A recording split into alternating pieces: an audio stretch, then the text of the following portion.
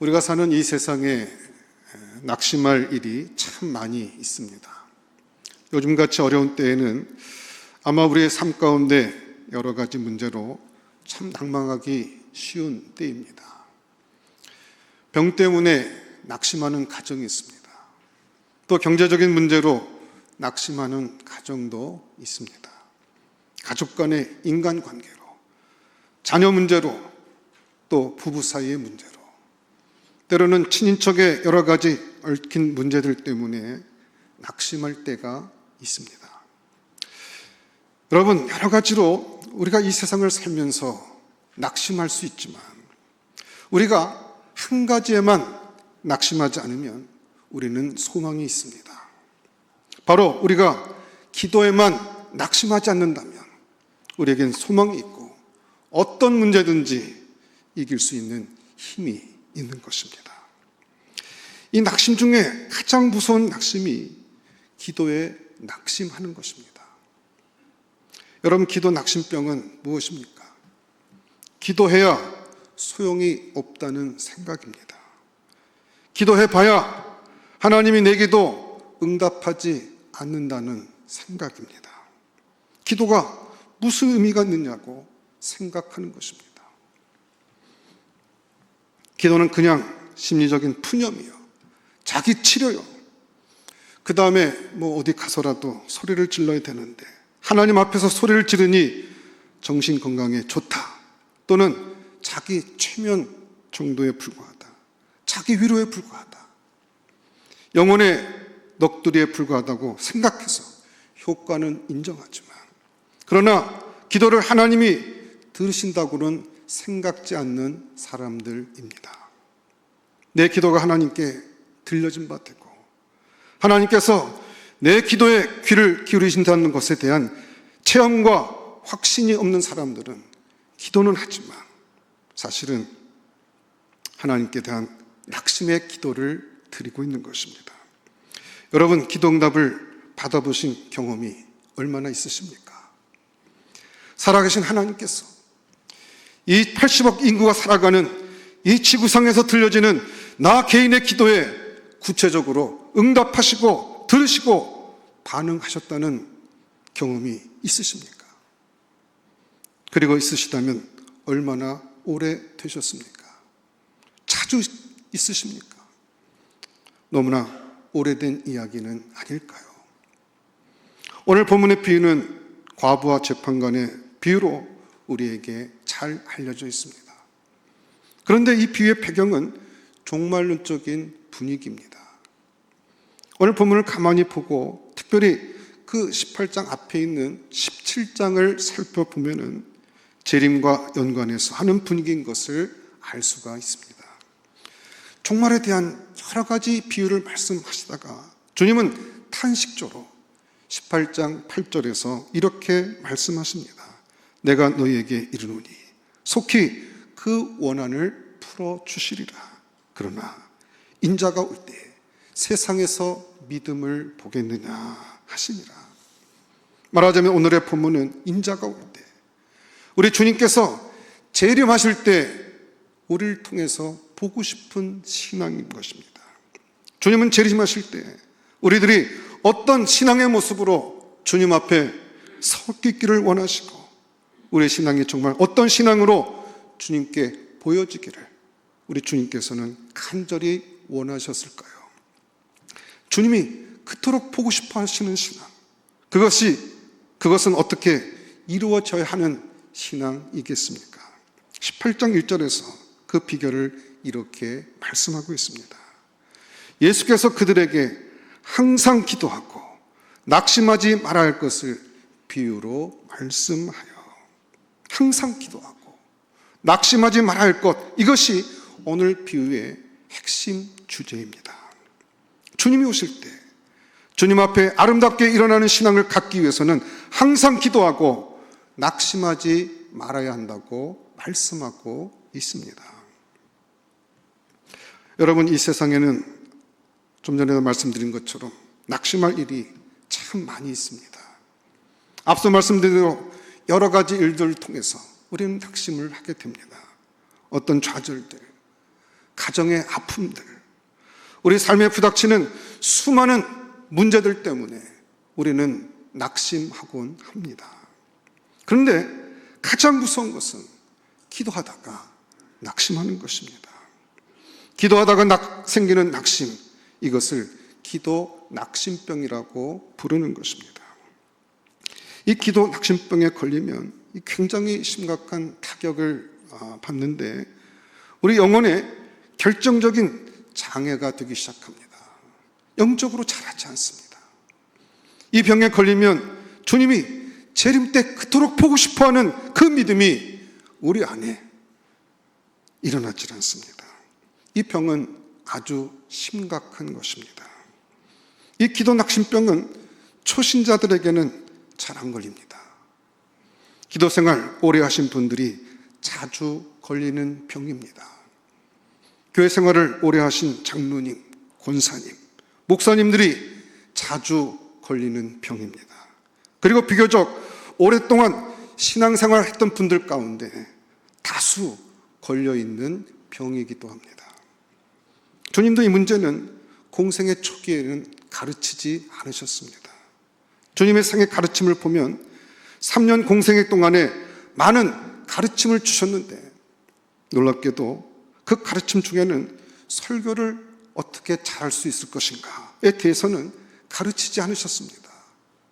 설교에 대한 가르침 거의 없습니다.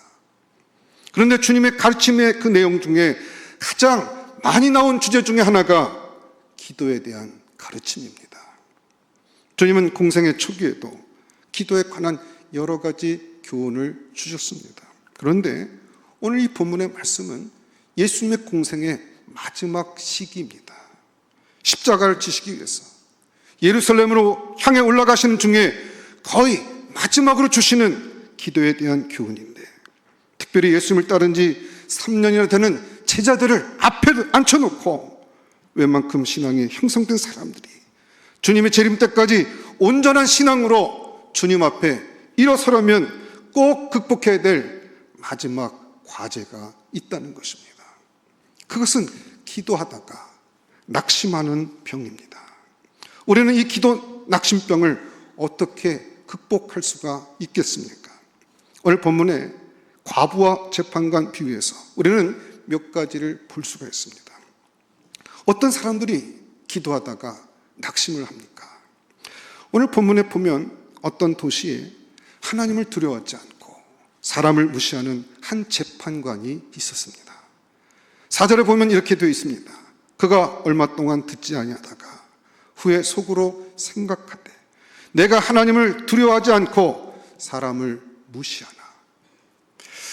이 사람은 하나님을 두려워하지 않고 사람을 무시하는 사람이었습니다. 그런데 이 사람하고 전혀 반대되는 인물이 도시에 또 나타납니다. 어떤 과부입니다. 이 3절에 보면 그 도시에 한 과부가 있어. 과부는 사람을 무시하는 사람이 아니라 무시를 당하는 사람입니다. 이 사람은 계속 무시를 당하고 짓밟히는 존재입니다. 그리고 이 사람은 하나님을 두려워하고 하나님을 경외하는 사람이었습니다. 이 사람이 자주 재판관에게 갔다고 했습니다. 그 사람은 왜 재판관에게 갔을까요? 이 당시 재판장은 하나님의 율법을 대행하는 입장입니다. 이 여자는 내 문제에 대해서 하나님은 살아계시고 하나님이 내 문제를 해결해 주셔야 된다는 하나님에 대한 믿음이 있었습니다. 하나님을 경외하는 사람이었죠. 그리고 재판장은 하나님의 율법을 하나님을 대신해서 시행하는 자니까 이 과부가 이 재판장에게 나간 것은 누구한테 나간 것입니까? 하나님께 나간 것입니다. 그 재판장이 불의하든 불의하지 않든 간에 재판장에게 나갔다는 것 자체가 하나님의 의, 하늘의 재판장이신 하나님을 바라보면서 그 재판을 인간 재판장이 대행하기를, 법대로 해주기를 구하면서 그에게 나간 것입니다. 그런데 오늘 본문 속에 보면 이 과부가 3단계에 걸쳐서 그 기도의 낙심 상황을 극복하는 것을 볼 수가 있습니다. 맨 처음 이 과부의 했던 기도는 어떤 기도였습니까? 오늘 본문에 보면 이 과부가 했던 기도의 중심과 동기가 그의 상황이었습니다. 상황의 기도를 드렸습니다. 이 과부의 상황은 어떤 상황입니까? 여기 3절에 보게 되면 내 원수에 대한 나의 원한을 풀어줘서라고 했는데 새 번역에 보면 이렇게 되어 있습니다. 내 적대자에게서 내 권리를 찾아 주십시오. 그는 자기의 정당한 권리를 빼앗겼습니다. 억울한 일을 당했습니다. 그것은 율법이 보증했던 권리였던 것 같습니다. 정당한 권리였습니다.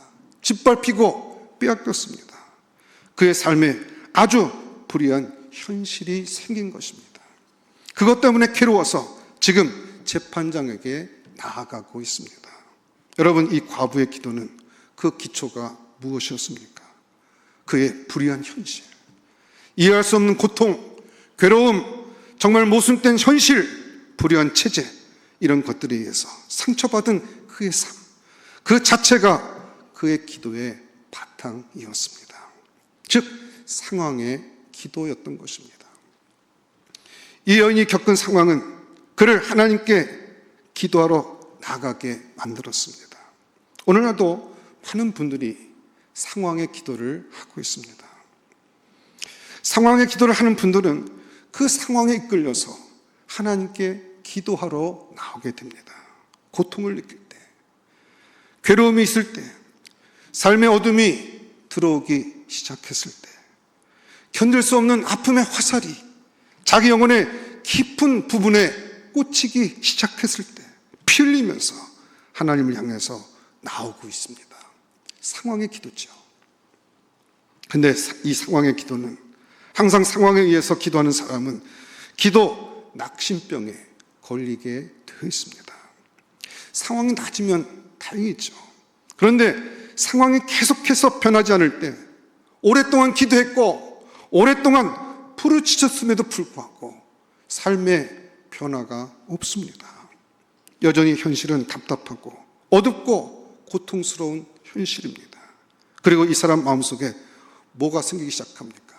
체념이 생기기 시작합니다. 상황이라는 것은 우리를 얼마나 쉽게 익숙하게 만드는지 모릅니다.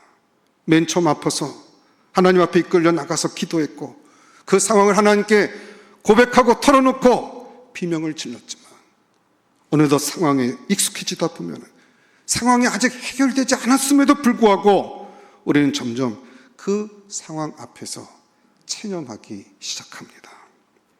그 체념과 함께 무엇이 우리 마음속에 자리를 잡습니까? 하나님은 다들 계시다고 하는데 또 내 머릿속에도 계신 것 같은데 내 삶의 자리에는 임하시지 않는다. 내 삶의 현실에는 하나님이 없다는 것이죠. 하나님이 안 계시다. 여러분, 우리는 때때로 부조리한 현실을 발견합니다. 이해할 수 없는 상황을 만나게 됩니다. 그러면서 우리가 영적으로 겪게 되는 것은 무엇입니까? 기도하는데도 하나님이 우리의 삶의 현실에서 존재한다는 증거를 보이지 않습니다.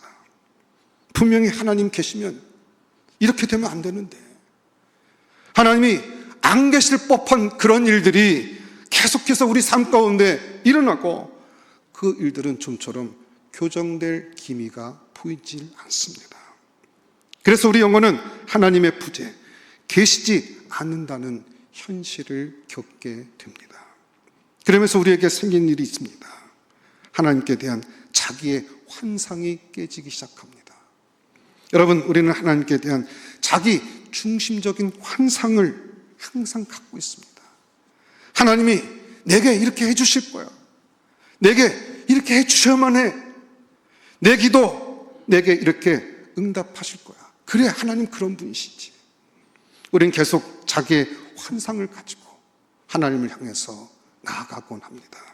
그리고 그 환상이 우리의 현실이 되기를 원합니다. 그런데 하나님은 무참하게 그 환상을 깨트려 버리십니다. 그럴 때 우리는 하나님께 대한 분노, 좌절, 하나님 나의 삶 가운데 존재하지 아니하는 현실 앞에서 때때로 우리는 하나님께 대해서 냉소적이 되기가 쉬운 것입니다. 그래서 그런 영적인 낙심, 좌절감, 냉소감이 이 기도에 대한 열정을 사라지게 하는 것입니다. 그래, 그 기도 나도 해봤어. 많은 사람이 기도를 많이 했던 사람들이 이 기도의 낙심병에 걸려서 기도에 대해서 냉소적이 되거나, 기도를 하긴 하는데 그냥 억지로 끌려서 하거나, 혹은 상황 때문에 그렇게 하나님께 나가서 기도하곤 하게 된다는 것입니다. 그래서 이 주님께로 향한 기도에 대한 열망이 이미 사라져서, 그렇게 사라진 지 오래된 사람들을 우린 주변에서 쉽게 볼 수 있는 것입니다. 오늘 이 과부의 첫 번째 단계는 상황의 기도였다는 것입니다.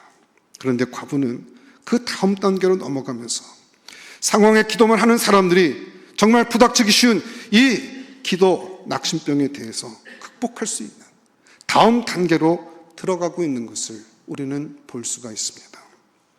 과부는 견딜 수 없는 아픔 때문에, 억울함 때문에, 적대자가 자기의 권리를 빼앗은 것 때문에 하나님을 향한 갈망을 가지고 율법의 대행자, 하나님의 대리 심판자인 재판관을 향하여 나가서 두들기고 기도했습니다. 그런데 돌아온 현실은 차가운 문닫음이었습니다. 문전박대였습니다. 내쫓김을 당하는 것이었습니다. 그때 많은 사람들이 기도에 낙심하고, 이렇게 내가 하나님을 향해서 두들겼는데도 하나님께서 응답하지 않고 이 내던져지는 현실에 낙심에 빠지기가 쉬운 것입니다. 그리고 거기서 영원히 기도에 대한 열정을 상실해버린 사람들도 우리 주변에서 얼마든지 찾아볼 수 있습니다. 그런데 과부는 거기서 멈추지 않았습니다. 그는 이 낙심을 극복하는 두 번째 단계에 들어서고 있었습니다. 오늘 본문에 보면 그가 거절당했을 때, 상황에 거절당했을 때, 내 삶의 현장 가운데 하나님께서 안 계신 것 같은 그 현실 속에 내동댕이 쳐졌을 때 그가 어떻게 했느냐 하는 것입니다. 그는 분명 그 다음날 재판관을 다시 찾아가고 있습니다. 어떻게 그는 재판장을 향해서 또다시 찾아갈 용기가 생겼을까요? 상황에 기도를 했던 사람은 다시 찾아갈 용기가 없습니다. 아무것도 변함없는 상황이고, 오히려 그 있는 상황을 더 어렵게 된 상황입니다. 상황에 의해서는 또 찾아갈 수가 없습니다. 그런데 이 과부는 그 다음날 또 재판장을 향해서 그 기도의 낙심을 딛고 일어서서 가고 있습니다. 무엇이 이 과부로 하여금 이렇게 가게 하였을까요? 무엇이 이 과부로 하여금 이 기도의 낙심과 절망을 그녀로 하여금 극복할 수 있게 했겠습니까? 오늘 본문에서 한 가지 알 수 있는 것은 이 여인이 돌아가서 낙심 중에 그냥 잠들지 아니하였고 밤새도록 하나님의 법을 묵상했다는 것입니다. 내 기도가 무슨 문제가 있어서 거절당한 것일까? 내 기도가 부당한 기도고 부당한 요청이기 때문에 거절당한 것일까? 하나님은 왜 내 기도를 거절하셨을까? 그것을 그는 말씀을 통해서 살펴보기 시작한 것입니다. 밤새도록 말씀을 묵상합니다. 내 기도가 합당한 기도인가 아닌가? 밤새 하나님의 율법을 묵상하다 보니까 그가 깨닫게 되는 것이 있습니다. 내 기도는 성경에 합당한 기도라는 것입니다. 내가 이해할 수 없는 그 하나님, 내가 이해할 수 없는 현실에 내팽개치고 그 하나님, 그 성경에 계시는 하나님을 보니까 내가 자아 속에서 내가 환상 가운데 그렸던 하나님의 형상은 깨지고 새롭게 성경을 밤새도록 묵상하다가 새롭게 생겨진 하나님의 모습은 어떤 모습입니까? 내 기도를 지지하시는 하나님입니다. 내 기도가 옳다고 인정해 주시는 하나님입니다. 내 권리 주장이 당연한 것이고 정당한 권리이고, 그리고 그것을 지지해 주시는 하나님이라는 사실을 그는 말씀을 묵상하는 가운데 깨닫게 되는 것입니다. 이 과부가 그의 기도의 낙심을 극복하게 된 두 번째 동기가 있었습니다. 그것은 상황이 그를 기도하게 만든 것이 아니라 뭡니까? 말씀이 그 안에 들어가서 그의 기도의 동기를 새롭게 한 것입니다. 이 과부는 상황이 좋아졌기 때문에 그 다음날 재판관을 다시 찾아간 것이 아니었습니다. 말씀이 밤새도록 그 여인의 마음을 가득 채웠고 그 하나님 말씀을 묵상할 때마다 내 기도는 옳다. 내 기도는 하나님 말씀에 근거한 것이다. 내가 요청하고 주 앞에 기도하는 이 기도의 내용은 하나님께서도 인정해 주시는 기도의 내용이다 하고 말씀을 묵상하고 그 말씀을 붙드는 가운데 강하게 세워지는 그와 같은 정돈이 마음 가운데 일어난 것입니다. 이 여인이 기도의 낙심병을 극복하게 된 두 번째가 무엇입니까? 그것은 상황의 기도가 아니라 그가 말씀의 기도자였기 때문이었던 것입니다. 이것은 하나님의 존재를 재확인하는 기도였고 하나님의 존재 앞에서 내 기도와 내 간구와 내 바람이 옳다는 것이고 그리고 말씀이 힘이 되고 그 말씀이 능력이 되어서 하나님을 향해서 나가서 하나님 앞에 기도할 수 있고 그 문 닫힌 현실을 향해서 다시금 두드릴 수 있는 그 힘을 얻는 믿음의 시간이었던 것입니다. 여러분, 말씀의 기도가 이와 같은 힘을 우리 가운데 주는 것입니다. 내가 드리는 이 기도와 간구 가운데 하나님이 주시는 이 확신이 있고 이 기도는 정당한 기도이고 이 기도는 하나님 말씀과 하나님의 성품에 절대로 거기에 위배되지 않는 근거 있는 기도의 제목을 주 앞에 가지고 나가 있다는 그 확신, 그때 그 낙심을 이길 수 있는 것입니다. 이렇게 말씀을 통해서 하나님께 가까이 갈수록 그의 존재에 대한 확신이 점점 뚜렷해집니다. 여러분, 이렇게 나가기 때문에 우리는 첫 번째 단계, 상황이 변하지 않는 상황 속에서 낙심하기 쉬운 우리 영혼들이 말씀에 의해서 그 첫 번째 낙심을 극복하게 되는 것입니다. 여러분의 기도 생활을 무엇이 지배하고 있습니까? 여러분의 상황이 여러분의 기도를 끌고 가고 있습니까? 여러분, 곧 무너질 것입니다. 곧 익숙해질 것입니다. 곧 포기하게 될 것입니다. 곧 기도 낙심병에 걸리게 될 것입니다.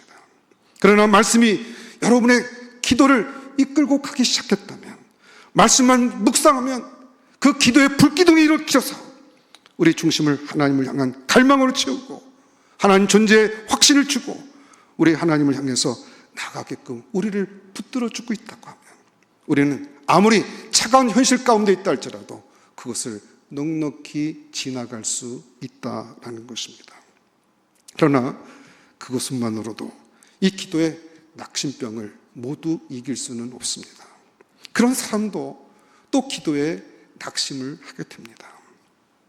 오늘 과부는 이 말씀에 대한 확신을 가지고 재판장에게 나갔습니다. 그런데 결과는 어떻습니까? 또 문이 닫히는 것이었습니다. 또 내팽개쳐지는 것이었습니다. 상황은 전혀 변하지 않았습니다. 말씀에 어긋나지 않는 기도임에도 불구하고 그 기도가 응답되지 않고 우리의 삶의 현실 속에서는 하나님이 마치 존재하지 않는 것 같은 일들이 여전히 우리 삶 가운데 벌어지고 있는 것입니다. 하나님이 개입하지 않습니다. 여전히 불의한 세력, 불의한 현실, 이해할 수 없는 고통, 좌절이 우리 가운데 가득 있는 그 현실 속으로 하나님의 말씀을 붙들고 나갔는데도 또다시 내팽개침을 당하고 만 것입니다. 대체로 이런 사람들이 겪는 이 두 번째 절망감은 아주 치명적입니다. 저는 많은 분들이 성경 공부 참 많이 했는데도 그 기도 낙심병에 걸리는 분들을 많이 목격했습니다. 신학을 공부한 목사님들도 종종 이 기도 낙심병에 걸리는 것을 보았습니다. 성경 공부 잘 가르칩니다. 성경 지식 누구보다도 많아요. 그런데 하나님 앞에서 절망하는 것입니다. 그렇게 많이 하는 하나님이 전에는 그 말씀이 상황을 건너서 하나님 앞에 나가게 했는데 또다시 절망하고 나니까 말씀으로 두들겼는데도 여전히 문이 닫혀서 열려지지 않게 되니까 또 닫히게 되니까 그땐 쓰러져서 이젠 말씀으로도 그 기도가 일어서지를 못하는 것입니다. 이게 두 번째 기도의 낙심병에 걸리는 단계입니다. 오늘 이 본문의 과부도 똑같은 상황이었습니다. 문이 또다시 닫히고 차가운 현실 속에서 내던짐을 당하게 될 때 이 과부는 세 번째 단계에 들어감으로써 그 기도의 낙심병을 극복하게 됩니다. 세 번째 단계는 어떻게 그녀는 극복하고 있습니까? 주님께서 그 해답을 이렇게 가르쳐주고 있습니다. 6절입니다. 우리 같이 한번 읽어보겠습니다. 본문 6절, 우리 큰 소리로 같이 합독해서 읽겠습니다. 6절 같이 합독합니다. 시작. 주께서 또 이르시되 불의한 재판관이 말한 것을 들으라. 세 번역에 보면 6절을 이렇게 되어 있습니다. 주께서 말씀하셨다. 너희는 이 불의한 재판관이 뭐라 말하였는지 귀담아 들어라. 여기 본문은 너희는 들어라. 인칭 명령형입니다. 들어야만 한다는 것입니다. 이 여인의 처음 기도는 상황에 의한 기도였습니다. 그리고 그때 생기는 기도의 낙심병을 그녀는 말씀에 의한 기도로 극복했습니다. 그런데 말씀으로 나갔음에도 불구하고 절망되게 하는 그 상황은 어떻게 극복할 수가 있겠습니까? 오늘 주님은 이 비유를 통해서 단 한마디로 말씀하십니다. 들어야 된다. 들어야 된다. 들음의 기도만이 이 기도의 낙심병을 이길 수 있는 참된 세 번째 방법이라는 것입니다. 우리는 하나님의 말씀을 붙들고 우리의 변하지 않는 상황 속에서 고통스러워서 말씀을 들고 나갈 적에, 그리고 나가서 문을 두들겼고 요청하고 외치고 부르짖었음에도 불구하고 또다시 그 문이 닫히고 하나님 안 계신 듯한 현실 속으로 내던졌을 때, 그때 우리에게는 무슨 일이 일어나게 됩니까? 우리는 그때 깊은 침묵을 경험하게 됩니다. 이 침묵은 아주 깊은 갈등입니다. 내가 딛고 있는 이 땅이라는 현실은 하나님이 안 계신 현실입니다. 어디 눈을 씻고 봐도 하나님이 안 보입니다.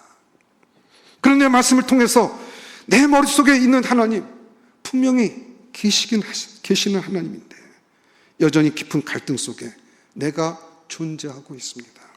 내 영혼에 깊은 고통이 느껴집니다. 여러분, 고통이 너무 깊으면, 사람은 비명을 지르다가도 비명이 너무 깊으면 입만 벌리고 침묵하게 되는 것입니다. 그러면서 마음속으로 하나님에 대한 깊은 상념이 시작됩니다. 왜 하나님은 말씀을 통해서 이렇게 말씀하셨고 말씀으로 약속하셨는데 왜 침묵하시고 내게 응답하지 아니하시는지, 그게 견딜 수가 없어서 침묵하기 시작합니다. 그 침묵은 하나님의 말씀을 계속 기억하면서 하나님 계시지 않는 것 같은 현실의 아픔 속에서 우리로 하여금 아무 소리도 못 내게 하십니다. 끙끙 앓으면서도 계속해서 하나님만을 쳐다보게 합니다. 우리 내면의 욕구 소리는 줄어들고 비명소리와 고함소리도 사라져가면서 우리 자아는 깊이 고뇌하면서 침묵 속으로 들어갑니다. 여러분, 이 침묵 속에서 우리에게 한 가지 일이 들립니다. 하나님의 침묵을 거치게 될 때 우리 귓가에 하나님의 음성이 들리기 시작합니다. 여러분, 이 과부는 쫓겨나면서부터 정말 아무 말도 잊어버린 채로 이해할 수 없는 현실 앞에서 말씀을 붙들고 대문 안에 있는 하나님을 향해서 침묵하며 가만히 바라보고만 있었습니다. 이 여인이 소리 지르고 외치고 부르짖고 막 비명을 질러댔다면 그 안에서 중얼거리는 재판관의 소리를 듣지 못했을 것입니다. 자기 내면의 소리, 고함 소리가 너무 커서, 자기 내면의 욕망의 소리가 너무나 강력하고 거칠고 자기의 비명 소리가 너무 커서 그 소리를 듣지 못했을 것입니다. 그러나 이 여인은 내동댕이 쳐져서 이 알 수 없는 현실 앞에서, 그러나 하나님의 말씀을 붙들고 그 안에 계신 하나님을 향해서 하나님의 존재는 아니까 말씀을 통해서 그 하나님의 말씀을 붙들고 아무 소리도 내지 못하고 신음하면서 그 주님을 향해서 계속 쳐다보는 것입니다.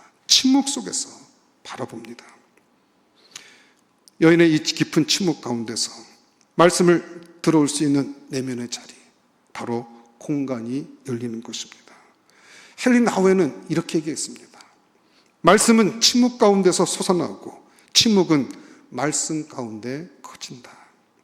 말씀은 침묵 가운데 살아나기 시작하고 그 침묵 가운데서 점점 우리 안에 그 내면이 커지기 시작합니다. 여러분, 이 커짐이 어떻게 커질까요? 내면의 공간은 빈 항아리처럼 커지는데 광야처럼 커집니다. 항상 광야에서 하나님의 여호와의 말씀이 임하곤 했습니다. 모세에게 광야의 빈 공간에서 하나님의 말씀은 임했고 세례 요한이 빈들에 있을 때 하나님의 말씀이 그에게 임했습니다. 광야라는 말과 이 말씀이라는 말의 어원은 같은 말입니다. 우리가 하나님 앞에서 침묵하고 하나님 말씀에 대한 갈망을 갖고 우리의 마음을 온전히 비우고 내 내면의 소리들이 사라져가면서 내 욕망과 자아의 비명과 그것들이 다 조용히 수그러들고 내 내면이 침묵하게 될 때 비로소 하나님의 음성이 그 마음 가운데 들려지기 시작하는 것입니다. 여러분, 그때부터 음성을 통한 하나님의 임재가 시작됩니다. 엘리야가 바로 그것을 겪었죠. 바람에 부는 듯 바람결 가운데 희미하게 들리는 하나님의 세미한 음성, 고요한 사람이 아니면 결코 듣지 못하는 하나님의 음성입니다. 바람결에 들릴 듯 말 듯, 그러나 그 세미한 음성이 엘리야의 심령 가운데서는 어떻게 되었습니까? 큰 울림으로 오기 시작했습니다. 하나님의 말씀은 우리를 침묵으로 이끌고 침묵은 우리를 하나님의 말씀을 들을 수 있는 내면의 자리로 우리를 이끌어 가는 것입니다. 그 침묵 속에서 하나님의 음성이 들리기 시작합니다. 오늘 본문에서 이 과부가 그의 기도가 다음으로 들어가는 단계는 바로 이 침묵 가운데서 하나님의 음성을 듣는 순간이었습니다. 이 과부가 침묵 가운데 대문을 바라보고 있는데 호련히 그 전에는 그에게 들리지 않던 소리가 침묵 속에서 들리기 시작합니다. 재판관이 중얼거리는 소리였습니다.